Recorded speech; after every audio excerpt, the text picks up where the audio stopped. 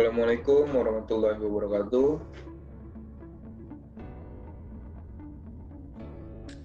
Selamat siang, Ibu Stamina, selaku dosen pengampu mata kuliah Akuntansi Manajemen. Selamat siang teman-teman semua. Pada kesempatan kali ini, kelompok kami akan mempresentasikan tentang perilaku biaya atau cost behavior.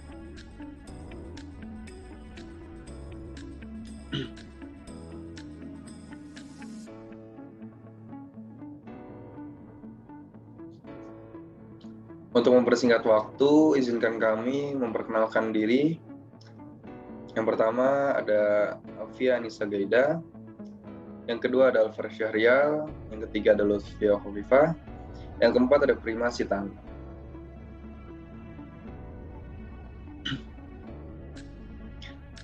Makna perilaku biaya adalah istilah umum untuk menggambarkan apakah biaya masukan atau input aktivitas adalah tetap atau variabel dalam hubungannya dengan perubahan keluaran aktivitas. Perilaku biaya dapat dibagi menjadi tiga.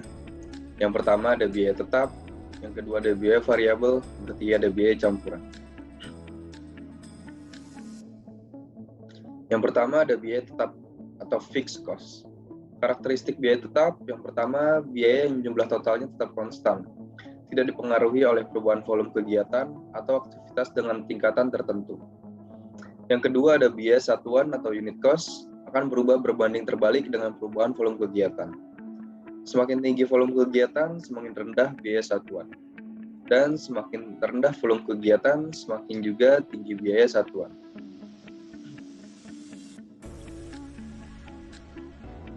Biaya tetap untuk kepentingan perencanaan dan pengambilan keputusan dibagi menjadi tiga, yaitu ada discretionary fixed cost, adalah biaya tetap yang pengeluarannya bisa dipengaruhi oleh kebijakan manajemen, sehingga sering disebut dengan biaya yang bisa dikelola. Yang kedua ada commit fixed cost, adalah biaya tetap yang dibebankan atau dikeluarkan karena keputusan yang lalu yang berhubungan dengan ramalan penjualan jangka panjang. Yang ketiga ada biaya tetap bertingkat, adalah biaya tetap yang jumlahnya tetap pada kapasitas tertentu, tapi akan berubah pada kapasitas yang lain.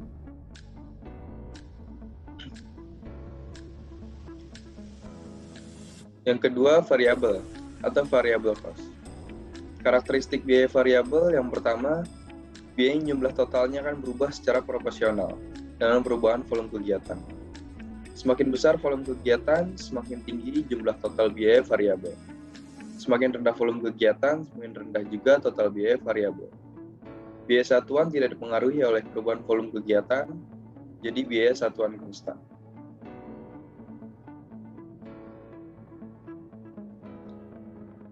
Biaya campuran atau mixed cost.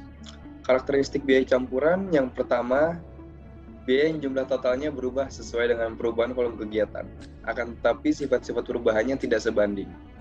Yang kedua, biaya persatuan berubah terbalik dihubungkan dengan perubahan volume kegiatan, tapi sifatnya tidak sebanding.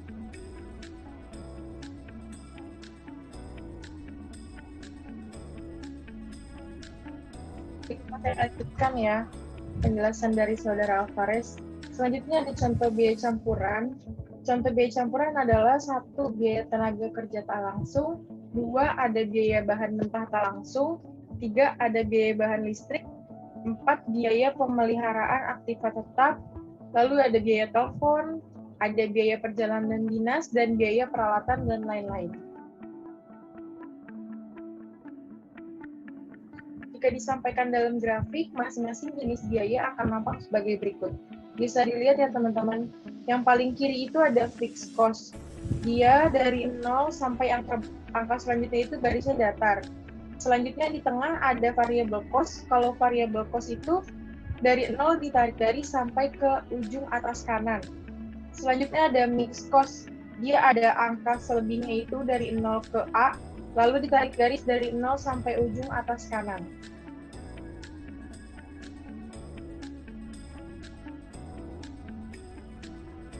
Selanjutnya ada metode tinggi rendah. Metode analisis kuantitatif paling sederhana dan menggunakan hanya nilai-nilai teramati yang tertinggi dan terendah.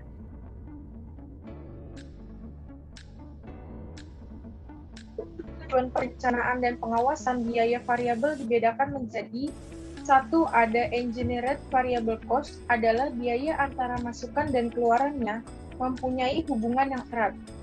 Dua, ada discretionary variable cost, adalah jumlah total biaya-biaya sebanding dengan perubahan volume kegiatan yang dikarenakan kebijakan atau keputusan manajemen. Lalu nomor 3, ada biaya variabel bertahap, adalah biaya variabel yang mengubah setahap demi setahap dalam waktu tertentu atau tingkat kegiatan tertentu.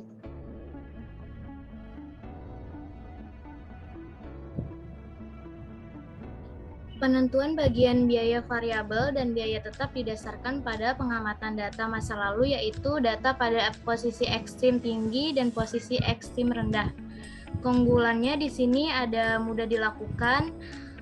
Yang kedua, tidak perlu banyak data, dan kelemahannya ada tidak memperhatikan fluktuasi dan tendensi perkembangan data biaya.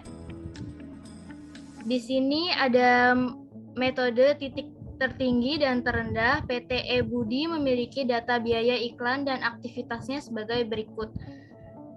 Di sini ada tabelnya, terus cari fungsi biaya dalam bentuk linear. Cara perhitungannya, tarif biaya iklan variabel per jam yaitu 2.400.000 dibagi 30 jam kerja sama dengan 80.000 per jam. Di sini terus ada biaya tetapnya, total biaya dikurang biaya variabel 8.800.000 dikurang 80.000 dikali 70 jam sama dengan 3.200.000. Rumus persamaan Y adalah 3.200.000 ditambah 80.000 X. Selanjutnya dibaca dengan Kak Prima.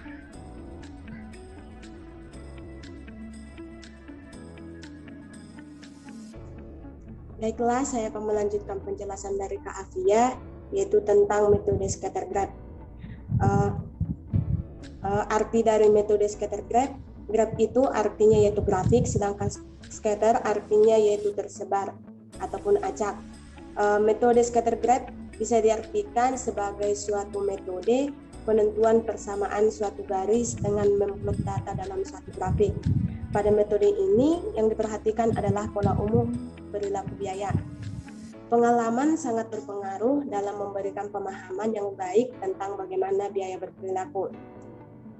Metode scatter graph secara visual menunjukkan bagaimana biaya semi variabel untuk berbagai tingkat aktivitas perusahaan. Dalam menentukan pemilihan garis, manajer atau analisis biaya bebas menentukannya, tetapi tetap harus mempertimbangkan pengalaman masa lalu dengan melihat pola umum perilaku biaya.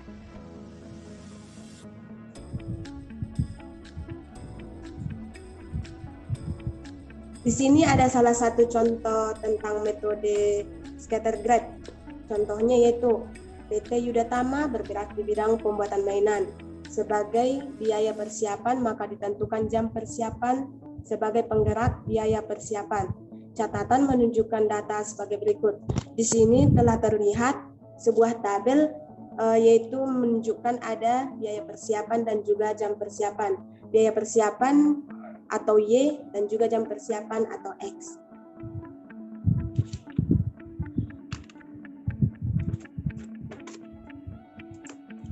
Pemisahan biaya semi variabel ke biaya tetap dan biaya variabel harus dilakukan manajemen karena ada beberapa manfaatnya, yaitu salah satunya untuk perencanaan dan pengendalian. Contohnya yaitu menyusun rencana biaya yang lebih teliti untuk suatu aktivitas tertentu di masa datang. Yang kedua, pengambilan keputusan secara rasional dengan memperlihatkan biaya variabel.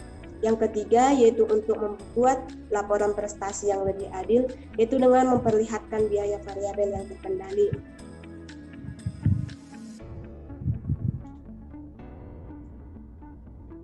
Saya akan coba menjelaskan bagaimana cara menghitung metode scatter graph dari soal yang tadi, yaitu terlebih dahulu kita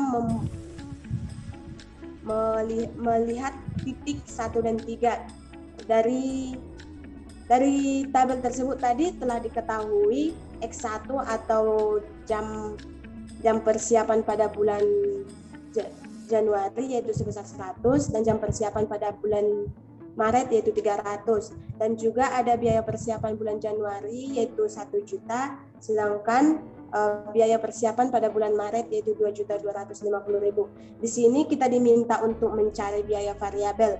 Rumus untuk mencari biaya variabel yaitu Y3 dikurang Y1 per X3 kurang X1.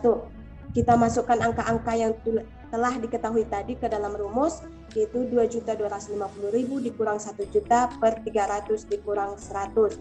Maka diperoleh hasilnya 1.250.000 per 200. Maka biaya variabel yaitu sebesar 6.250.000. 6.250.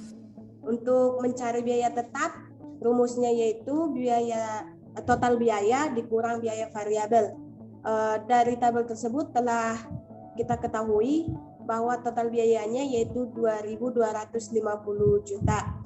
Sedangkan biaya variabelnya yaitu 6.250 per jam. Maka biaya tetapnya dimasukkan ke dalam rumus 2.250 juta dikurang 6.250 dikali 300, maka diperoleh biaya tetap yaitu 375.000. Dari perhitungan tersebut, maka rumus biaya untuk persiapan yaitu Y sama dengan 375.000 plus 6.250X. Sekian presentasi dari kelompok kami. Atas perhatiannya kami ucapkan terima kasih.